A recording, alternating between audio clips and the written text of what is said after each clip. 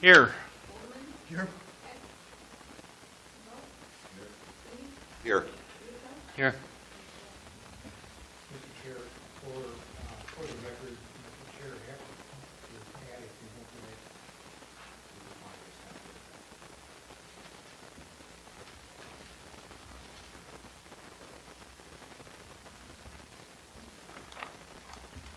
And approval of minutes for the November 14th meeting. I'll move we approve the minutes. Second. All in favor? Aye. Aye. Opposed?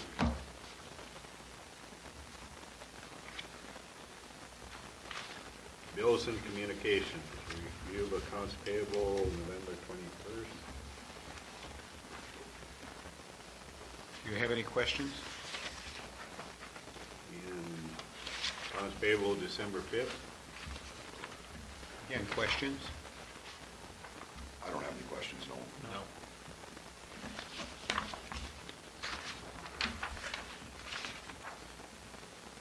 Monthly financial report. There's nothing unusual, and David is going to be talking to us about the 280 account. Okay. Delinquencies update. There are no delinquencies. And director's report. I have nothing to report today. New business, 280 account. Actually, if you want, I can wait. I think we have somebody here for Glenn. He is doing an interview for the, he's one of the respondents from Ad Monkeys. Oh. This is Scott from Ad Monkeys and Yeah. David. It's been a little while since I see him. I didn't recognize him. I thought he was here for the other. So we're moving through the rest of the business, so we have time for the interview. Okay. Okay.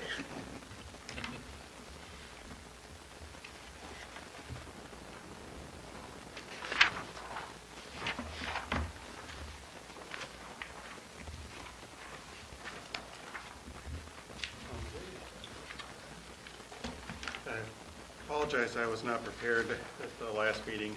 However, I have had some time to review this and go through the 280 fund, where we're at with it, and I guess what the potential future, I guess, viability or status of this particular loan could be. And in reviewing that, really the issue that I have found with this particular fund is that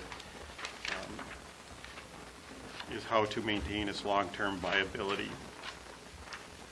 Currently, it is at a negative, and so I guess what our current situation is, we have outstanding liabilities for the $5,000 incentive program based on the houses that have received the building permits and that either have certificate of occupancies or have the potential of having certificate of occupancies prior to the closing time next year. So that outstanding liability could be, from what I gathered, about $120,000 outstanding liability for that $5,000 incentive program as it sits right now. We also have a $100,000 incentive for the builder's incentive. Two of those are currently out where the money is. It's real close to $100,000 on two particular properties. So that money will be coming back at the sale of closing. There is one that is eligible that has submitted some invoices but does not have any draws yet at this point. So that's roughly another $100,000 liability out there at this time as well.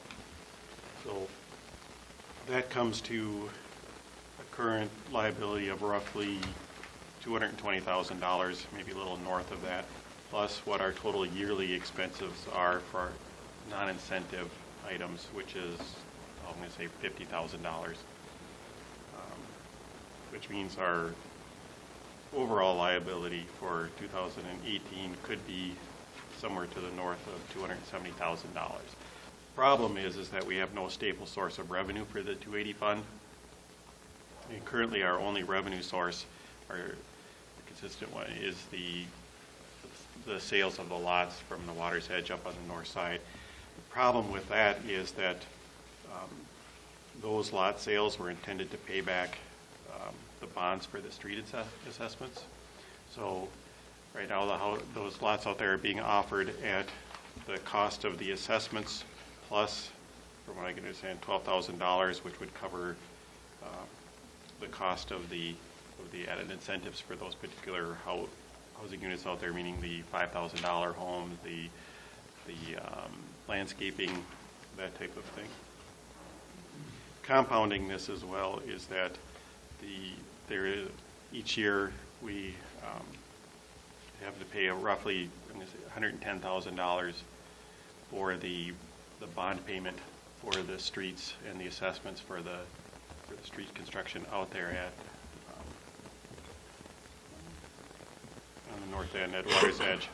So that's, when you add that all together, that's roughly right at the current, it's roughly a $380,000 outstanding liability for that fund,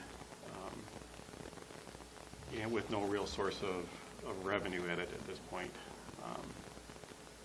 So I did put out onto the listserv of all these city administrators in the state of Minnesota that subscribe to MCMA and our MCA members, which is the vast majority. I did put out there a question if anybody had any similar type programs, similar type funds, what they've done for thinking outside the box for funding sources. This is what I've gotten back so far. I'm sure I'll still continue to get some since they can come in for a couple of weeks yet. This came from the city of Savage. We haven't done anything like this, but one thought that they had talked about was to go to the bank and partner with them. In other words, get a loan agreement with the bank where they borrow, I would say lend you the funds at a low interest, and when the building pays you back, you simply pay back the loan, so that way you're only on the hook for paying the interest during the term of that.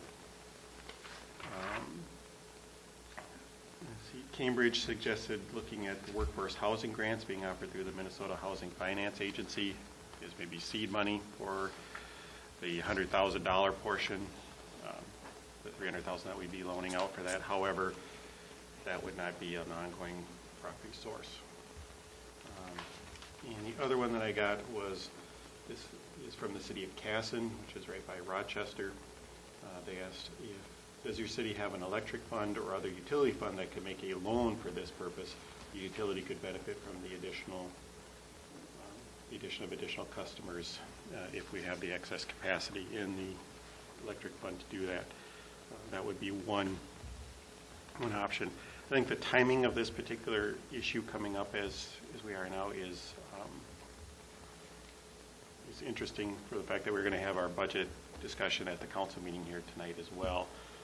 So now that I've torn into it, seeing what I see and what we're at with this particular source, we can look at some of these other sources, but I still don't think it's going to be it's still not going to be long-term viable, even for just the regular yearly expenses. We don't really have the money to cover that. So what we're going to have to do, I think at some point, is we're going to have to ask the council to weigh in on this and to determine if this fund in this program is worthwhile to add to a levy, to take money out of the levy the city as a whole to help fund this particular program in this fund.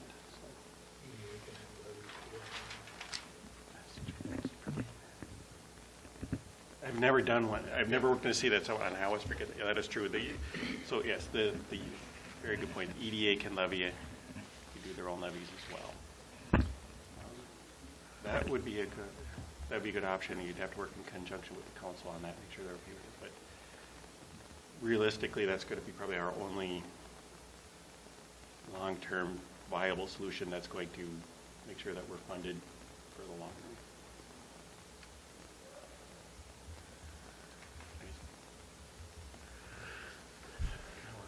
Yeah. I just wanted to mention that the paper that David sent out. I did kind of adjust that for these things going on, so this is actually a new budget from the original budget. And maybe we need to vote on that, and the 80,600 is actually what we anticipate having to pay for tax rebates next year. Where the original budget we had in there, I think it was tax rebates of 45, and then we had in there the tax levy that by law we have to levy for that water's edge, which I took out because I knew there wasn't money, and it's actually in the general fund. It's coming out of the general fund. However, we still have the amount for 2017 of 105,000, and then about 50,000 in tax rebates, and I didn't put that on this paper that you got. I'm sorry, I missed that. Is that an expense or a? No, that's the expense of 50,000, and when I did a little estimation for fund balance for the general fund for the city for 2017, I did not put in that transfer of 105 because, how far in the hole do we want to put the 280 fund? So, and I guess that would be something that maybe you'd have to have the council approve that that transfer won't be done, even for 2017. That would come out of the fund balance? Come out of the 280 fund balance, yep. So, so I did put, this is a new budget, and I didn't put in there that we do any of the building projects for 2018, but. Do you happen to have what the fund balance is currently? For the 280? Yeah, we're 25,000 in the hole. 25,000, okay. About 24,205, it's on the other sheet that is in the packet.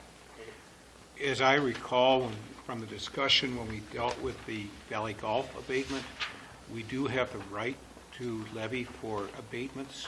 We can levy citywide for the abatements as well. Okay. So that can be a revenue source that deals with any abatements we're doing. Okay. And that is, you have the number of that? What that amount is offhand? Well, that's what, as I recall, that's the 80,600, right, the abatements? Correct, and the reason it's 80 next year, and it's actually was 69 this year, is that Brenda was way ahead of herself. No, she was doing a great job in sending the billing to the county and to the school district.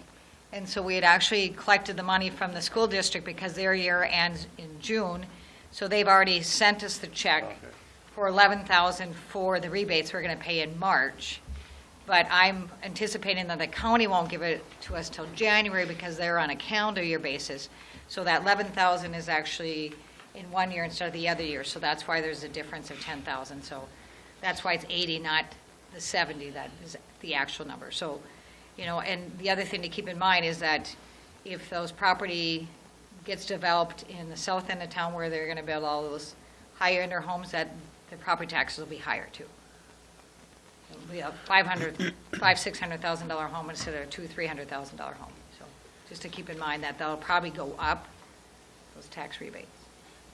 So if I may, Chair, at this point, I guess what I would at this point recommend is that the EDA direct staff, particularly Paul, myself, and Carla, to work with Mr. Gallstead here to review what our options are as far as doing a EDA levy. Bring a report back to that regarding that, and then with that, what we find from that, then we would make a recommendation to the council as far as what we would do with that, and if we would need any additional help from the council. The other thing I'd like to add, though, is I'd be an optimistic, and we have our marketing people here, that we sell those lots. Just the lot sale that we have in our books is over 300,000. And then from the spreadsheet of what lots are available, that we also would have about 600,000 in profit, less the tax rebate. So I'm optimistic that we can get lots sold too. So Do you know offhand what the remaining balance is on this special assessments? I do not have that. Sorry.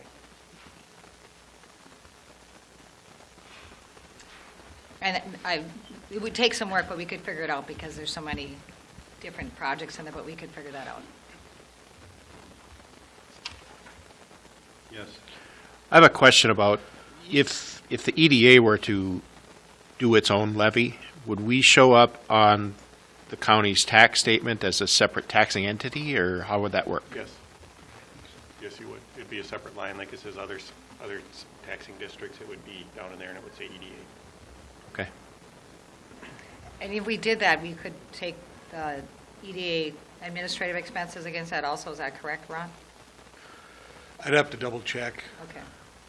And if we did that, we budget about 185 for that, which is a transfer from the general fund, so, in essence, the tax levy for the city may be able to go down for part of that, for that amount that we're actually paying for. Outside of the 280, other than the 280 fund. Yes. I think that if we do decide to levy to plug this hole, I think that's the most transparent and open way to do it, so people can see that they got a problem with this, that's where it is, and we can have a good public discussion about that. They'll never see it on the other end if we do it the No. other way. Not if you do it, you mean a transfer from the general fund? Right. Right. This way, it's out in the open. Well, That is true. couple things to remember, though. One, the $5,000 will terminate. There will be very, very limited exposure after January 1st of 2019. There may be a couple of homes that close, for example, in December that are eligible, that may take advantage of it. But that program is ending. So the exposure for that in the future goes away.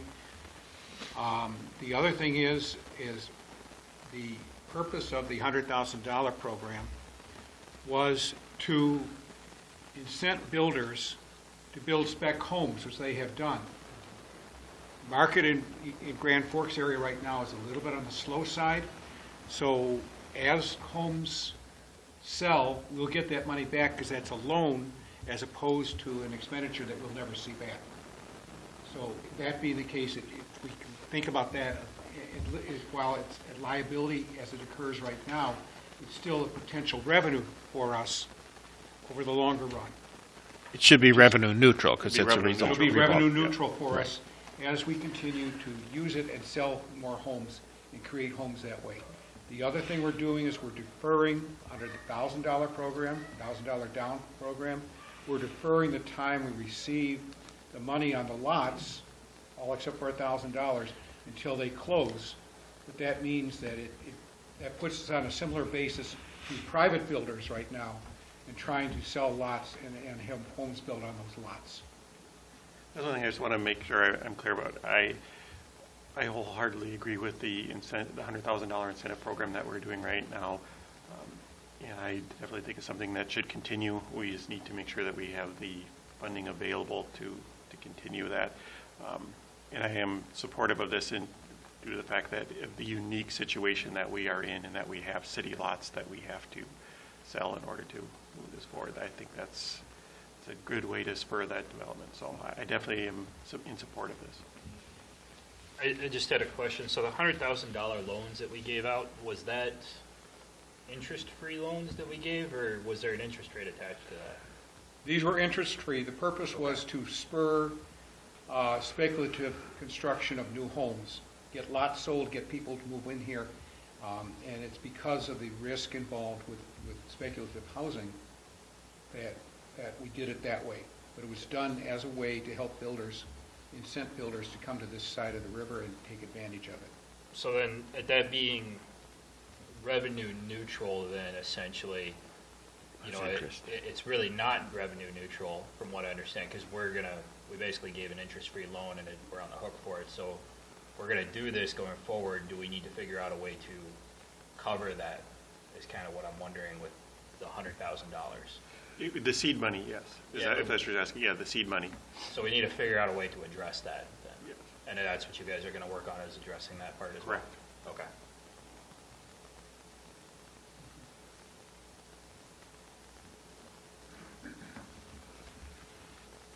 So a motion? I'll move. Can we repeat what's the motion? It's to direct David and Carl and myself to work together with the city attorney to review options for an EDA levy and for funding sources for this account, and with the idea of looking toward long-term stability within this account so we can sustain the programs and use them to achieve the purposes we're trying to achieve. Second. All in favor? Aye. Aye. Opposed?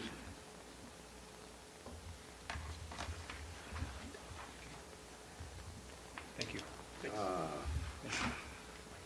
Leisureland RV subordination request. Leisureland is taking out an additional loan. We received a request for subordination. The subordination will put us into third position. If you pull out this sheet, it shows that their total indebtedness is, in fact, there's a new appraisal of $1.2 million. Their total loans will be approximately $620,000, which is only about half of that. In the past, when we've done homes, you've taken third position when the appraised value has been adequate to cover, or more than cover, the amount of the loans. My recommendation is that we approve this. How long have they had the loan with the city? I don't know. They had one to start with, and then they had a second one, I believe. Yeah, they paid one off, they rolled, they had another one when Mr. Peterson purchased the entire business from Piper. So essentially, they're a business that we've done business before, they paid back loans. Correct. They've established a good rapport with us. I just want to make Yes. sure before we, okay. I'd say 4 or 5 years, probably. Okay. On this last one. When they rolled ours, did we ask for the same request from the banks, or? Well, this is the first time they're going to a third position. We've always agreed on these types of loans that we take second position. When it comes to a third position, I bring it down to you to take a look at. I move we approve the request.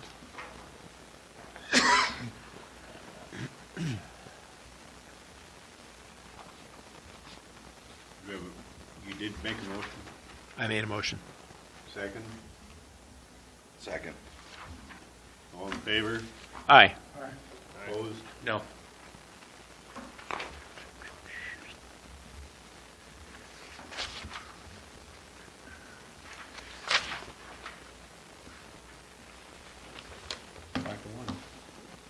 Carries. Motion carried. Upcoming meeting calendar. I provided a potential meeting calendar for the year 2018. You look at this sheet. Is that acceptable? It accommodates the court dates for our city attorney, and it puts us roughly in the middle of the month for each of our meetings, and it leaves us a second meeting date in each month in case we need to hold an additional meeting.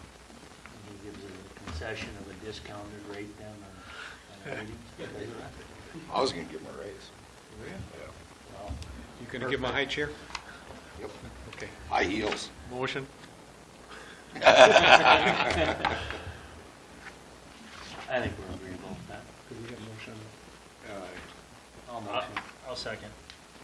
All in favor? Aye. Aye. Opposed? Motion carried.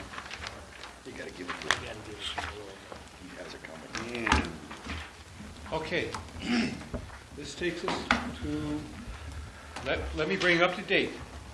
A couple weeks ago, just middle of November, we had the good fortune of listening to 3 companies that presented very, very attractive presentations regarding the their interest in doing the strategic and marketing plan, finishing the strategic plan and doing the marketing plan for East Grand Forks, the EDA, and with the recognition this is potentially expandable to the city as a whole as well. The committee found 2 of them to be, couldn't decide between 2 firms, so what we've done is we've invited them back to talk to you, on camera no less, okay, so they can convince you which one of them you'd like to use for performing the work. I'm not going to say anything more. I'll let you make your own judgments. George and Ralph were part of the committee, so if they have any comments to pitch in from what their first experience was, that's great. But the two firms that we have here today are Ad Monkeys and AE2S. And Ad Monkeys is up first. And I will warn you both, we have people who have to leave by 1:10, 1:15.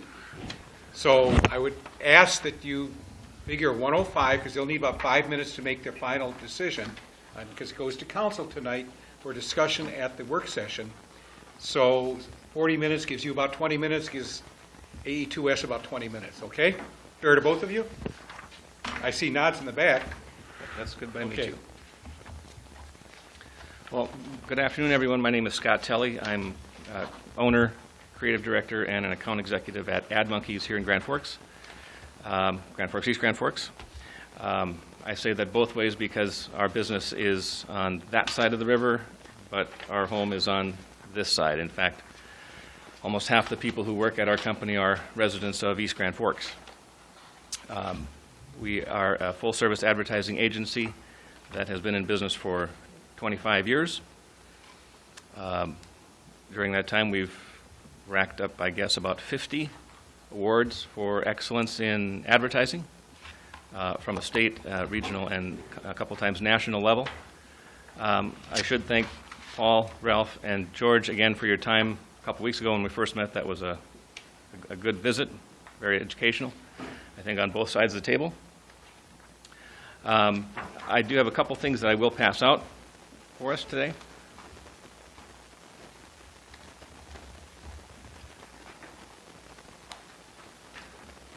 If you take one and pass those down, that is, again, a recap of what the original response was to the RFQ, in case there's anything that you'd like to reference in that while we go through this.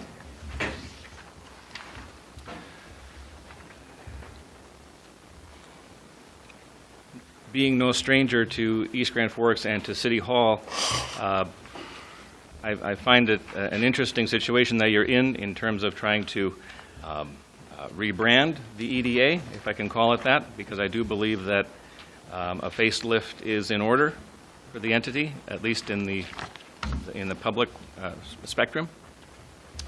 And we're familiar with this. If you were part of the East Grand Forks community 20-some years ago, when the flood went through, one of the first things the city did was to establish a regrowth and rebirth.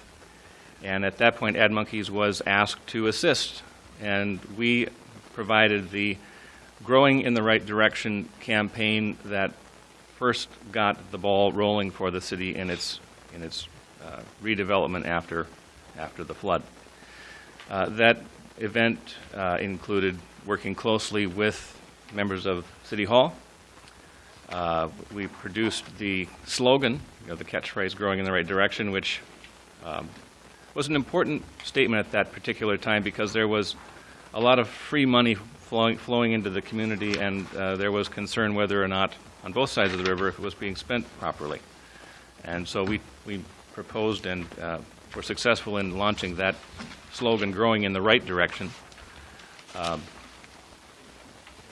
proper use of funding, and literally growing to the right. If you look at a map, we were moving eastward. Similarly, in the city of Grafton, that community had an interest in selling some properties, some vacant lots, and trying to entice people to move to that community to live and to work. If I recall correctly, that was a shared event between a private business and city leaders to encourage this. So the seed money came from an outside source, if I'm correct on that. And we produced a slogan and campaign for them, which was "Grow Grafton."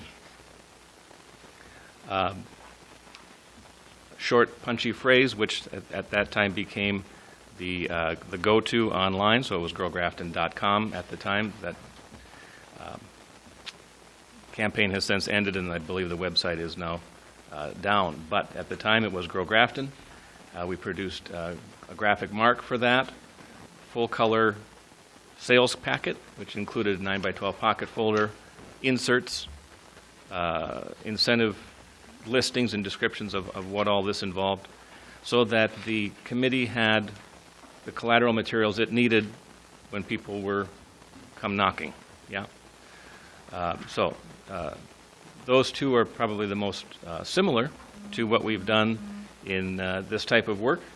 However, with 25 years' experience, we have worked with clients in healthcare, clients in banking, clients in retail, and construction, real estate. The list goes on. And so that gives us a unique perspective that an advertising agency can obtain over time to know the multifacets of what goes on in a community and how these ideas here might be unique to realtors, but they spill over into construction, they spill over into other forms of growth in the community business. As an owner, I have a perspective that comes just from having that role. You know, when I talked with Paul a while back, the question was, what would it take to move your business to the other side of the river? And I can tell you that in '97, when our company just about went up in flames, we needed to relocate. And at the time, the closest I did was just look to see what we had visible in the community. There was no knowledge, at least for me, spurring me to look into it deeper. And I think for many business owners who could be enticed, it's having those pieces available, having that knowledge, having that presence in their psyche that would begin that conversation. In the end, it comes down to the EDA delivering. I mean, our job would be to provide the collateral materials, to provide the message, set the tone, carry that message to the community, and then it would be the job of the EDA to close the deal.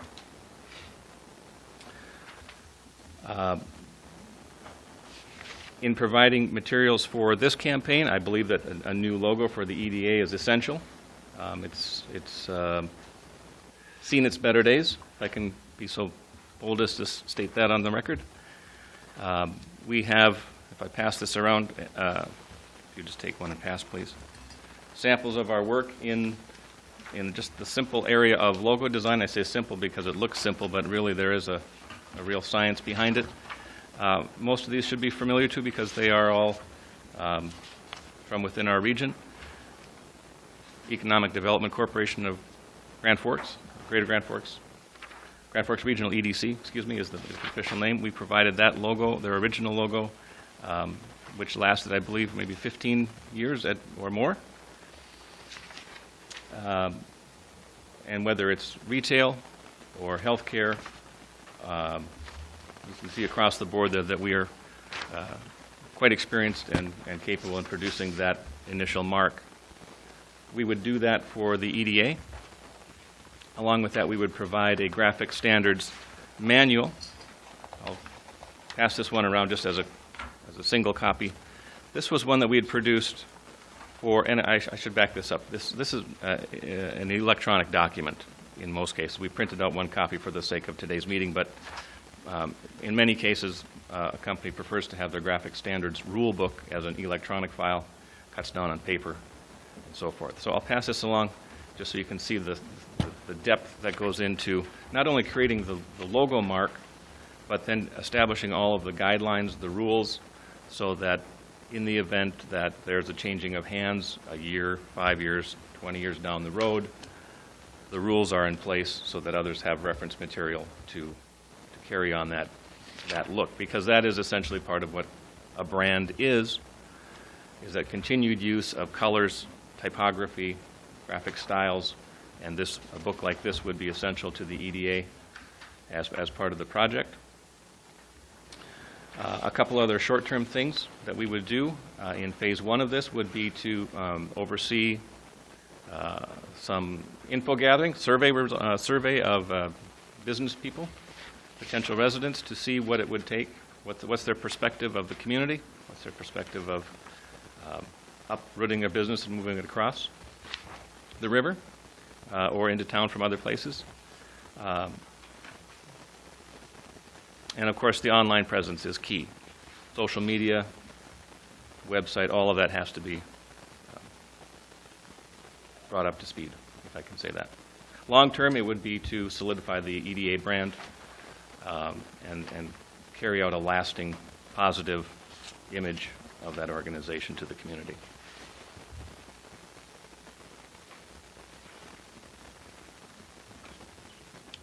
Any questions, Graham? I have a question. Certainly.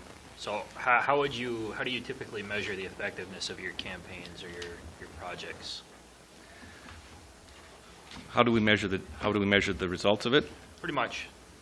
It varies. In some cases, if the client is in retail, you might see a spike in sales. If it's in banking, you might see inquiries about a particular product that they're selling. In most cases, it is the client that we work with that is gathering and providing data. We're able to analyze that and see if we've had effect.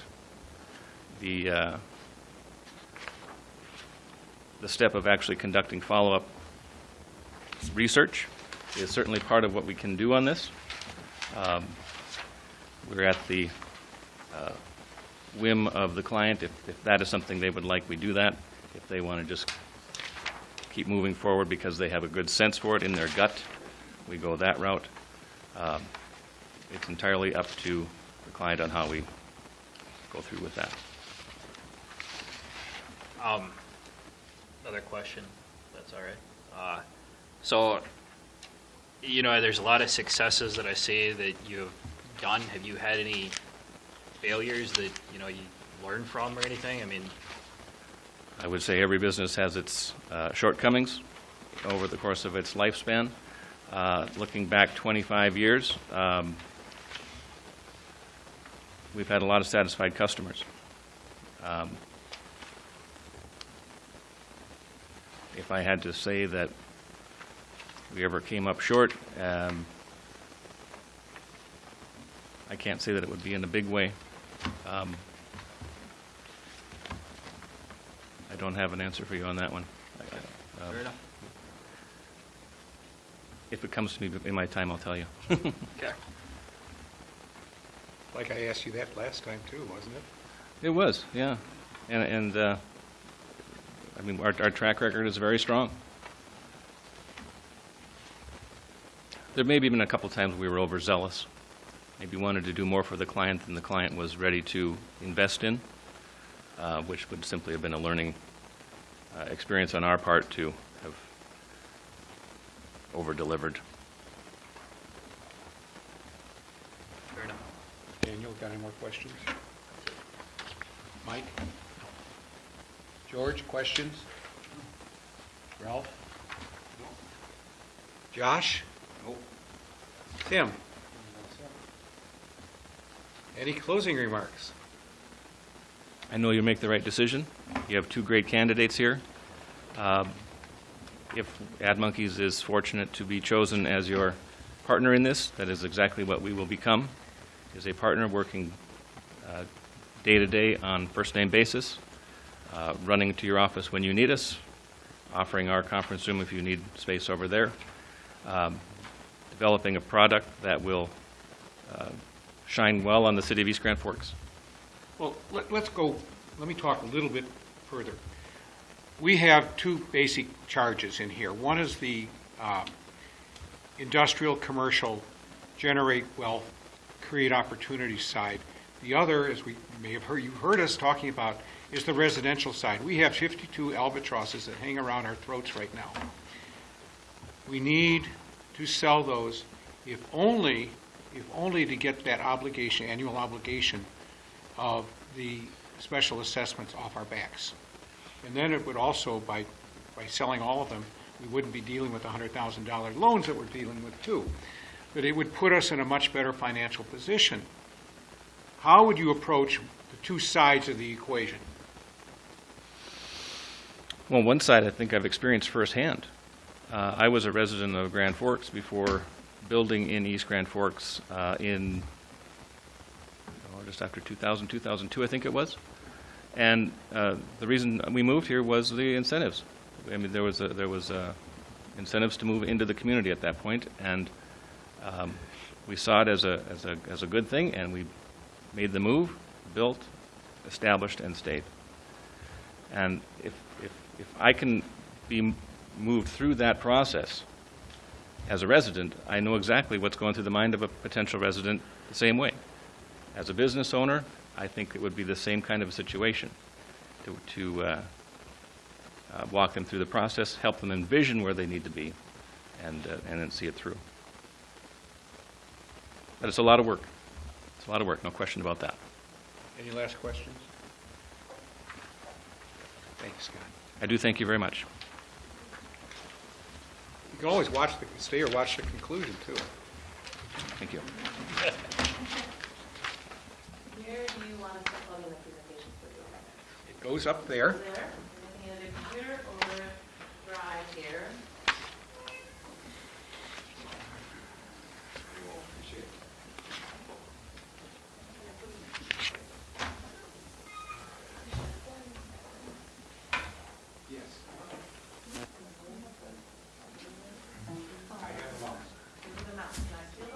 Of course you can.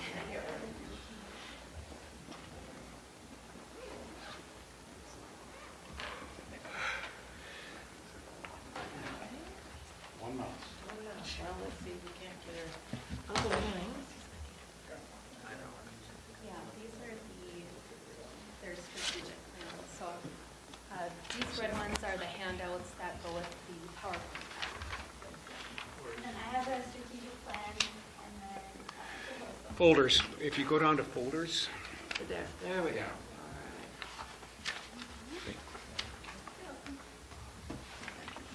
Thank you. That's right. Okay. You're going to make me look at Jamie. That's my uncle. I'm luckier than you. I get to look at him all the time. Thank you. I begged it. Thank you. Beth, maybe Jamie. What's that? I said, Beth, maybe Jamie. I got any piece of tape? And so the blue ones that Taylor just handed out is your actual strategic plan. And it's just put in that format. Thank you. You can take that up there since it's wireless. Okay, I will, and I'll just. The one thing we're going to ask is that you speak into the microphone so it'll be recorded as well.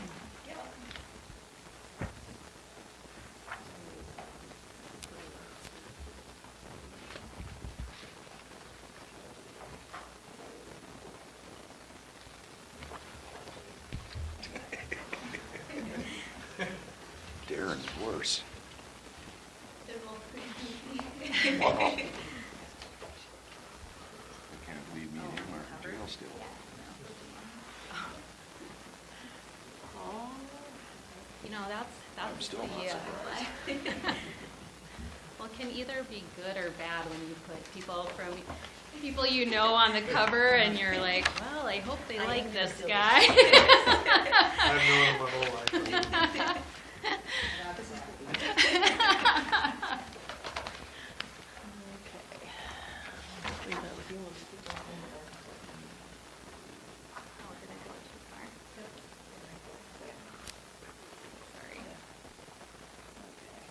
Oh, no, I'm introducing you. Oh, there we go. There we go. Okay. All right. Well, thank you, everyone. I hope you can hear me. I'll try to talk louder here. My name is Andrea Bowe. I'm the practice leader for AE2S Communications. It's a division of AE2S. I have a marketing degree, and I've worked at AE2S for 20 years, over 20 years. Started when I was 12. And I'm a marketing prodigy. No. I've spent most of my career developing marketing plans, building business development, strategic communications plan. I really focus on strategy and building those plans out. So that's been the majority of my time and my career. I've done it both for A2S and the entities that we've developed and the products that we've developed, but also for communities, economic development, and universities. So, my name is Maria Efforts Hansen. I am the communication strategist, and I have been working with A2S doing basically what it sounds like, looking at strategy for political subdivisions. How do you take a look at where you're at and get to the point B, C, D, all the way to Z if you really want to. I also work with crisis communications. I have a background in economic development, which is kind of exciting for me because I've worked with economic development groups and been an employee of economic development groups. I also am a board member from several different boards, and so when you ask the question, what do you see as failure? Well, it's going to be something that I know what a bad company does.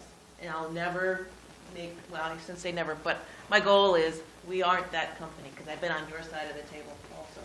And know what the ultimate goal is not visible sometimes, but we'll get there.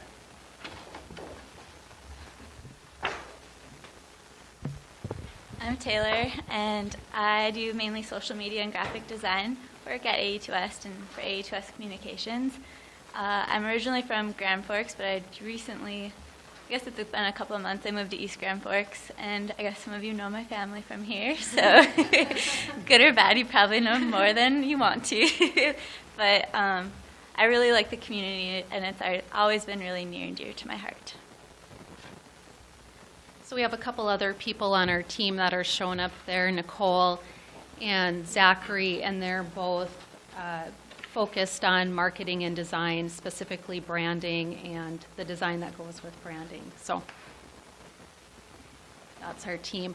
This is a little bit about our expertise and what we focus on. We have a team of 14 people. We're a full-service marketing and communications agency, and we list our services up there.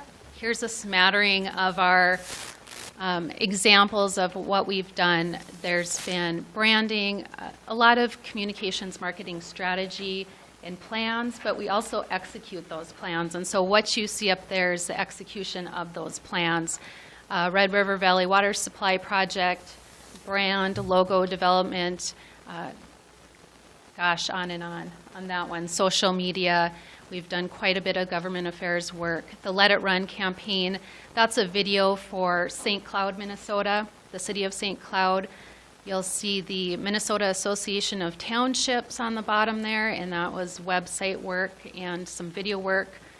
We do quite a bit of work for the Grand Forks Regional Economic Development as well, annual meeting planning, brochures, and then of course the Greater Grand Forks Way Cooler Than You Think. That is a campaign that is a culmination of workforce development strategies, and it involved the city of Grand Forks, county, economic development chamber, and some private industry as well. So that's just a quick snapshot of what we do. Oh, we missed the difference there. So what it's supposed to say is why we're different. We changed from a Mac to a Windows, and I think that, oh, hers says it. Okay. Well, either way, it says why we're different. And it may seem a little bit odd to have a full-service marketing communications agency tucked into an engineering and construction firm. But when I started, I was employee number 13, and it was quite clear that everything we did for communities, whether it was infrastructure, planning, every piece of it had a piece of communications in it. So whether you're funding or financing a project and you have to work through government affairs, there's construction, design, construction, there's community planning and trying to get the engagement of the community during that period. Construction, you may have to close streets, there's different things that happen, and then at the end there might be some changes in terms of rate changes or special assessments or some other things like that. And really what we found is communications was so integral in what we did that we built this from the ground up and have the 14 people we have today. And so this leads into why is East Grand Forks different? And that's really the basis of this marketing plan. You know, branding is so much more than a logo and a tagline. Branding is how you feel about something. You know, if you go to Up North Pizza, what does that evoke? You know, for me it evokes, oh, that delicious stuffed pizza, and I love the service, and my favorite beer is on tap, right? So it's the feeling you get when you think about Up North Pizza. It's the feeling you get when you think about East Grand Forks. Those are the type of things that sell houses and bring people in, right? So you talk about having these houses that are hanging around. Do you sell the house, or do you sell the feeling you get when you purchase that house and where you're at? I think the next slide really touches on that quite a bit. You know, this is a quote from one of your lifetime residents. Skating and the out drinks are the best memories. And those are the memories he wants to carry on. And I think when you take a look at your community, it is, as Andrea said, it is the feeling, it is the what we're going to do. You've started that process. You've started it by taking a look at your SWOT analysis in 2015 as part of your strategic plan. But I really want to drive home some of these questions that you asked yourself and how you answered them, because it may not be really what other people are thinking. You know, you say some of your weaknesses are comparing yourselves to Grand Forks, but you have an asset here called Minnesota. You have an asset called a safe community. You have, as we're going to go through and look at the quotes from people that live here or chose to live here, they are not comparing you to Grand Forks. They're saying this is our home. So we recommend, very strong recommending, is taking a look at your opportunities, taking a look at your brand as to what your people think that you are. And you'll notice in the next few slides that Andrea visits about, this is an opportunity that is taken on through some research. Yeah, and I'm not sure if any of you have heard Ben Winchester speak at all. He's a data scientist at the University of Minnesota Extension Office, and he really focuses on rural communities and what brings people to rural. And so this was taken out of one of his presentations, and it was a survey, and what it shows is people want to live in a safe community. They want the security, they want to know their neighbors. And in reality, you have people, the majority of people want to live in a small city, a suburb, or in a rural area, which is really interesting because there's been this constant thought process that people want to rush to the city, or young people want to leave. And the reality is, through the data that Mr. Winchester has provided, he's showing that the age group that really wants to move to those smaller cities and communities is that 30 to 49 age group. That's really important because that age group is the age group that starts families, buys homes for the first time.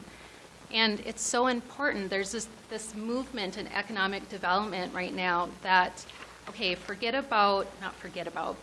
about it in different terms. Rather than chasing an industry and getting that industry here, chase the people, because the people are going to want to live here. And people can work from their homes, and the great thing is if you get the right people, you get entrepreneurial people, they're going to stay here, and they're going to build your community and be a part of your community. And so there's this different movement, and it's really interesting because you see DigiKey is doing that huge expansion, right? Going to add 1,000 employees. That's a great opportunity for East Grand Forks, right? They already bus people from East Grand Forks. So what are the creative things you can do to capture that market, the people that really want to live here in East Grand Forks? So whether they expand or contract, you have those people that are here because they want to be here.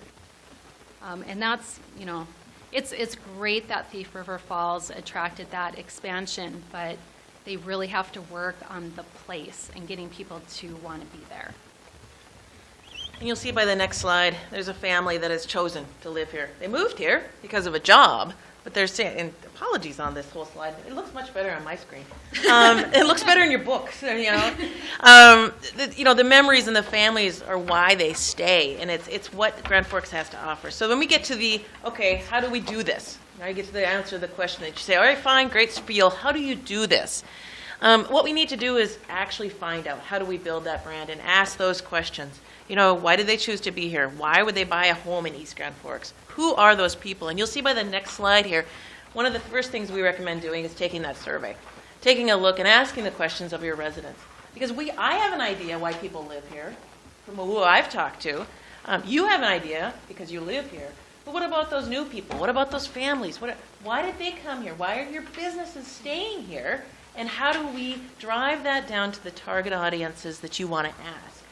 Because the first thing you have to do is know your message. Then we talk about sending that message out.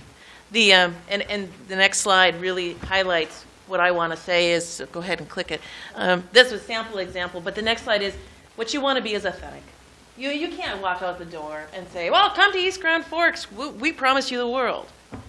Because they may walk in and visit. They're not going to stay. Or they'll move their families, but they're only going to be here for as long as the job is here. So you want to be authentic, and you want to have ambassadors. And those ambassadors are the people that have chosen to stay here, live here, and work here.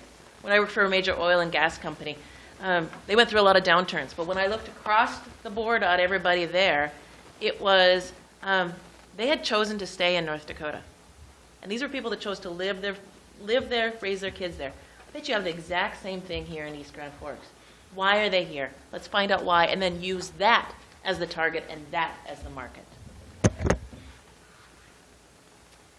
And really building on what Maria is saying, what we're proposing is an integrated marketing communications plan. And really what that does is it takes that information for the survey, we build our target market and the brand, and you're really doing those one and the same at the same time, because you're going to develop that target market as you're seeing what is our authentic East Grand Forks. I'm going to move it over here. And then so what you get from that plan is an evaluation and a strategy behind all of these things and what works best for the target market that we find and develop. And so, for example, for me, I'm young, just moved here. I don't watch TV. We don't have cable. We have Netflix and things like that. So a commercial for me wouldn't affect me. I would probably never see it, never hear of it. But something on social media, I spend hours on social media every day. So I'm going to see something along that route. Yeah, so it's really taking that plan, takes his communications tools and prioritize them. So what's going to be basically the biggest bang for your buck? How are we going to reach the people we need to reach in your budget? And it's more than a marketing plan. It really has to be wider, and that's why we're suggesting that we do this branding in terms of finding out who East Grand Forks is authentically, because really it's going to expand to the city as a whole, right? So it's going to align with the economic development plan, but it's also going to align with the city's strategic plan. And these are just some of the examples of plans that we have, and we've brought them with us if you'd like to take a look at them. They range from communications plans for the city of Williston, which is similar size. They went through a rebranding. Basically, the recommendations that came out of the Williston plan was a brand refresh, new website. One of their goals was to pass the city sales tax, and so we are working towards that goal. And so we started the first ever State of the City address, a social media campaign and public relations campaign, and that sales tax did pass. But that was just one of the goals that the communications plan was supporting.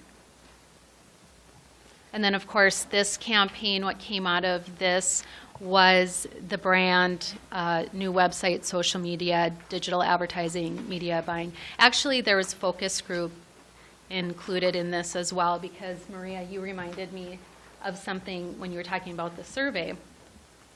For the Grand Forks is Cooler, we did a focus group of people that had just moved to the region. And it was really interesting what came out of that focus group.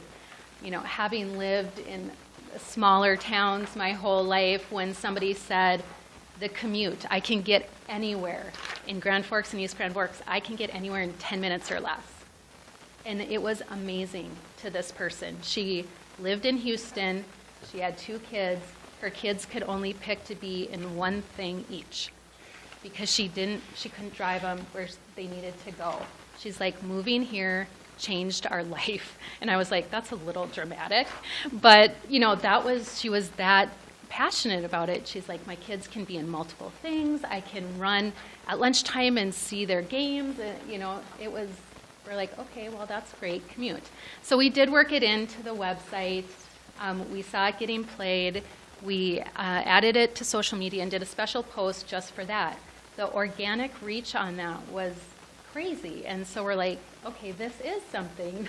She really has something here. We boosted that post for $60, and we had 700 plus likes and engagements, and added 80 people following in 1 week. And so by doing those surveys, by really digging in, you get those authentic nuggets. I think that just builds on this whole brand. So a little maybe side story there, but so really all these goals, this plan has to obviously support the goals you have, the goals that are inside that strategic plan. And the way we set up our goals in the marketing plan is basically SMART goals, and so they are measurable on a monthly basis, and they support your goals. And we're excited to dig in and continue to make East Grand Forks a great place to live and work. So happy to answer any questions. Daniel, want to go first? We'll go around the room again. Sure. So you answered some of the other questions that I had before, so I'll ask new questions. Well, actually just one. So currently, we have a social media presence as a city. How would you rate our social media presence currently? Well, that's Be honest. Tough. I think that it could be more intentional.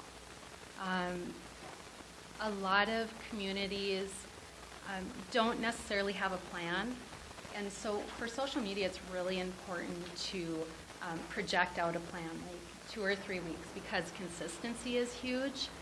And being able to have that intentional message continually. I know that sometimes social media gets pushed to the back because you think, oh, it's easy, I'll just throw a post on. But that's actually not how social media is most effective. It's most effective when you can plan out 3 to 4 weeks, because you want to be relevant, right? So you don't want to get too outdated, but always be consistent in your messaging. So I think it could be a little more intentional. And taking the survey part of it as to what do people expect to get out of their social media, Right. that will help you intentionally put correct messaging out there also. Okay. And then just coming out of that, I mean, in terms of social media, what types of social media are you looking at, like Facebook or Twitter or all the above kind of thing? It really depends on your target market. Okay. Because Facebook is generally for older old people. Yeah. Right? It's for older people. And so... Sorry. Well, I'm pointing at me Come on because over. I'm the demographic. I'm the demographic of Facebook. Right. So it really depends on the target market. It depends on what message we're delivering. Because obviously, if you use Instagram versus Twitter, that's 2 different types of messaging. Right. So... And you can take that same message and tweak it out to different platforms. Taylor, has immense knowledge on that. I'm an old person. I'm like, but I understand strategically. Don't just throw one thing up. Make sure that it hits your target market that you're trying to attract. That's all I have. Mike? George? Ralph? Josh? Good job, girls. Tim? Ladies, whatever. Tim? Somebody else asking a question? The question I had...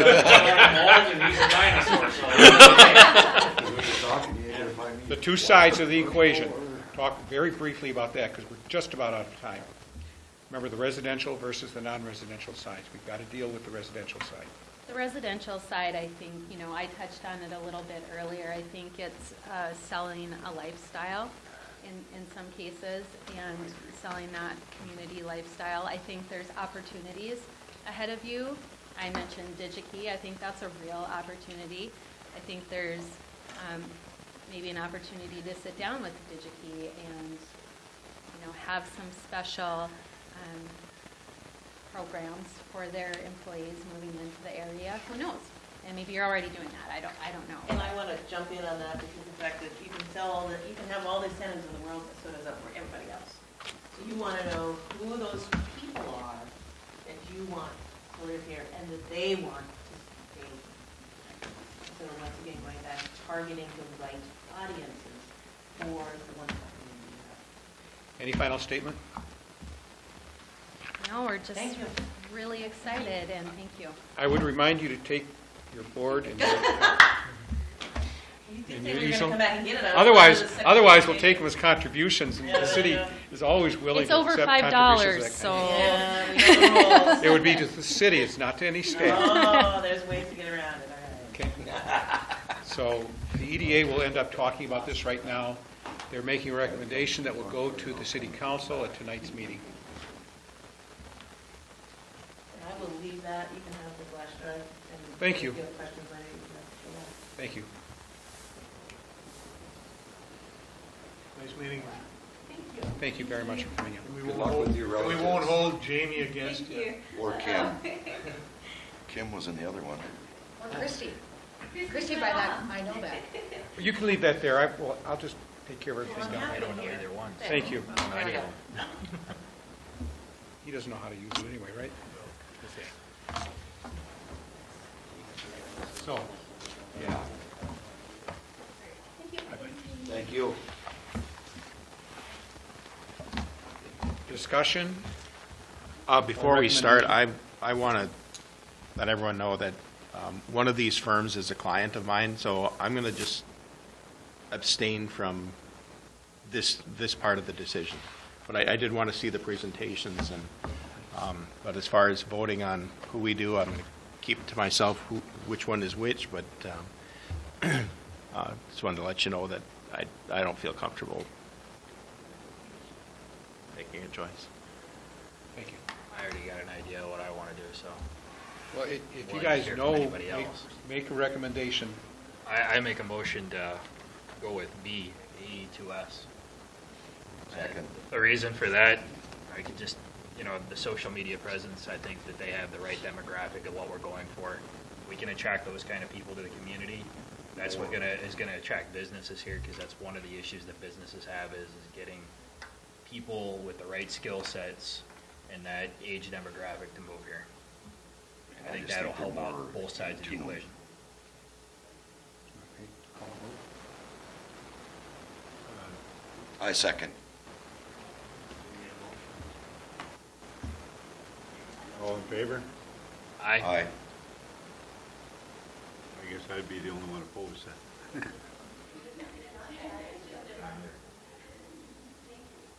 So it's AE2, Yes, it is. yes. Okay, then I will take that to the city council this evening. Thank you for your time. There is one other thing I'd like to bring to your attention. To our loss, this is George's last meeting as a member. He's said that he will step down at the end of this term. And there is another nominee, and I'll leave that for the mayor to make his announcement. On that, I wouldn't intrude on what is within his bailiwick. But we'd like, George, can you tell us what all you've done for the city? We know you've done EDA, you've done council. How long have you served in these different positions for the city? Well, the EDA, I actually did most of starting to get that in place. And we actually got quite a few businesses over the period of time. Not enough. We can always use more, but so I started on EDA on, actually it was EDHA or something like that at the time. But, so I started that in 1983. And I became a council member from the 5th Ward in 1980. And served until, I had 2 different times. I served until 2000. And then again, I took over on right after 2004, I think it was. So, yeah, it was really, I really enjoyed that. Until I got old and can't hear and can't see.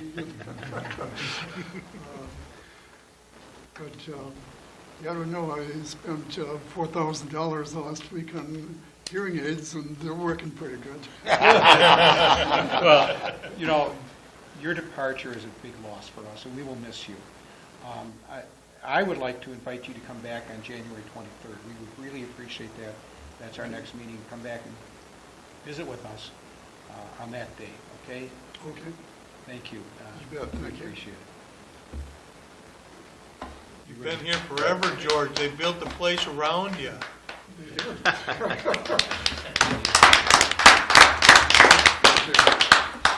Motion for adjournment, then? Motion to adjourn? All in favor? Aye. Meeting's adjourned. Thank you all. I know this went a little bit longer, and I know that this was a lot of important stuff that we dealt with tonight. Yes. Okay?